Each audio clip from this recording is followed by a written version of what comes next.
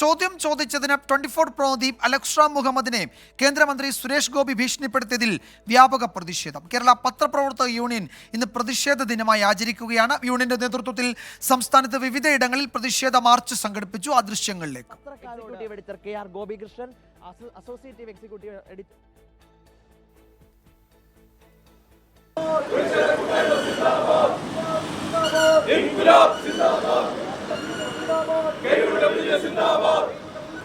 വിഷയവുമായി ബന്ധപ്പെട്ടുകൊണ്ട് കടുത്ത പ്രതിഷേധത്തിലേക്ക്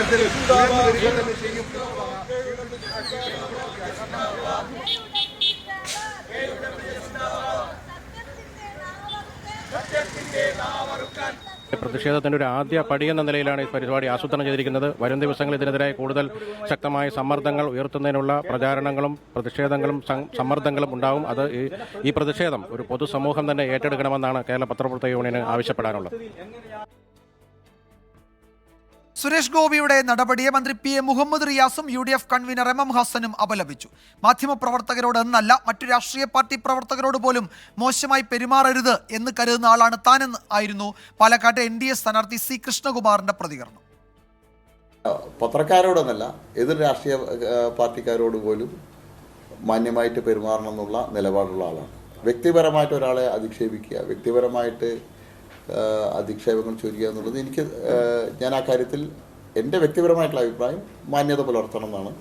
എനിക്ക് ബഹുമാനപ്പെട്ട മന്ത്രി അങ്ങനെ ശ്രീ സുരേഷ് ഗോപിജി അത്തരത്തിൽ പെരുമാറുന്ന ആളല്ല. എന്തുകൊണ്ടാണ് അദ്ദേഹം അങ്ങനെ പെരുമാറേണ്ടത് ഞാനും പത്രവാർത്തയെ കണ്ട്. എനിക്ക് അദ്ദേഹത്തോട് പേഴ്സണലി വ്യക്തിപരമായിട്ട് സംസാരിക്കാൻ കഴിഞ്ഞിട്ടില്ല. സുരേഷ് ഗോപിയെ അടക്കി നിർത്താൻ പ്രധാനമന്ത്രി തയ്യാറാകണമെന്ന് DYFI സംസ്ഥാന സെക്രട്ടേറിയറ്റ് ആവശ്യപ്പെട്ടു. ഉമേഷ് ബാലകൃഷ്ണൻ തിരുവനന്തപുരത്ത് നിന്ന് കൂടുതൽ വിവരങ്ങൾ നൽകും. ഉമേഷ്, ഈ വിവാദങ്ങൾ, ഈ പ്രതിഷേധം ഇങ്ങനെ ആളിക്കത്തുമ്പോൾ എന്തെങ്കിലും വിശദീകരണത്തിന് സുരേഷ് ഗോപിയോ അദ്ദേഹത്തിന്റെ പാർട്ടി നേതൃത്വമോ തയ്യാറാകുന്നുണ്ടോ? വിജയകുമാർ, ഇത്തരത്തിൽ ശക്തമായ പ്രതിഷേധം സംസ്ഥാന വ്യാപകമായി നടന്നിട്ടും BJPയോ കേന്ദ്രമന്ത്രിയായ സുരേഷ് ഗോപിയോ ഇത് സംബന്ധിച്ച ഒരു പ്രതികരണത്തിനും തയ്യാറായിട്ടില്ല. ഇത്തരത്തിൽ മാധ്യമപ്രവർത്തകരെ അല്ല, മറ്റ് രാഷ്ട്രീയ പ്രവർത്തകരോട് കൂടും മാന്യമായി പെരുമാറണമെന്നുള്ള ഒരു പ്രതികരണം മാത്രമാണ്, പാലക്കാട് സ്ഥാനാർത്ഥി എന്ന നിലയിലുള്ള പ്രതികരണം മാത്രമാണ് ഇപ്പോൾ പുറത്തു വന്നിട്ടുള്ളത്. എന്തായാലും സംസ്ഥാന വ്യാപകമായി ശക്തമായ പ്രതിഷേധമാണ് ഇന്ന് ഇറങ്ങിയത്. KUWJ സംസ്ഥാന കമ്മിറ്റിയുടെ നിർദ്ദേശത്തെ തുടർന്ന് ജില്ലാ കമ്മിറ്റികളാണ് പ്രതിഷേധ സംഗമവും പ്രതിഷേധ റാലികളും സംഘടിപ്പിച്ചത്. തിരുവനന്തപുരം ജില്ലാ കമ്മിറ്റി നേതൃത്വത്തിൽ GPO ഓഫീസിലേക്കാണ് മാർച്ച് നടത്തിയത്. മാർച്ച് സംസ്ഥാന സെക്രട്ടറി അഭിജിത്ത് ഉദ്ഘാടനം ചെയ്തു.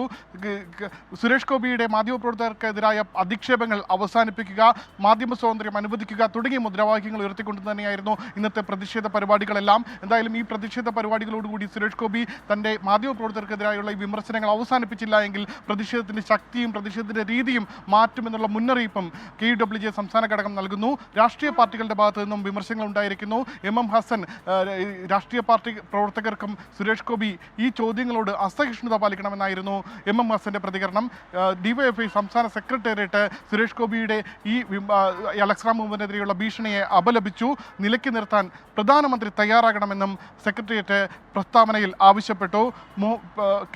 സംസ്ഥാന മന്ത്രി മുഹമ്മദ് റിയാസും സുരേഷ് ഗോപിയുടെ ഈ ഭീഷണിപ്പെടുത്തലിനെ വിമർശിച്ചുകൊണ്ട് രംഗത്തെത്തുകയും ചെയ്തു. വിജയകുമാർ. ഉമേഷ് ബാലകൃഷ്ണനാണ് വിവരങ്ങൾ നൽകിയത് തിരുവനന്തപുരത്ത്.